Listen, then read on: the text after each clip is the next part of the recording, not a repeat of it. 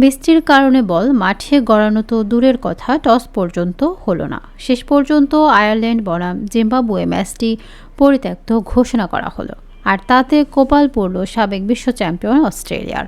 মঙ্গলবার 17 ফেব্রুয়ারি পাল্লাকেলেতে গ্রুপ বির আয়ারল্যান্ড বনাম জিম্বাবুয়ে ম্যাচটি বৃষ্টির কারণে কোনো বল মাঠে গড়ানো ছাড়াই পরিত্যক্ত ঘোষণা করা হয়েছে।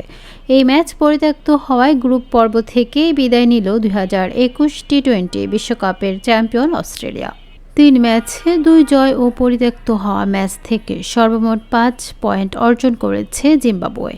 3 ম্যাচে অস্ট্রেলিয়ার সংগ্রহ 2 পয়েন্ট, অর্থাৎ অজিরা যদি শেষ ম্যাচে জয় পায় আর জিম্বাবুয়ে হেরেও যায়, তারপরেও তাদের ছাড়িয়ে যেতে পারবে না সাবেক বিশ্ব চ্যাম্পিয়নরা।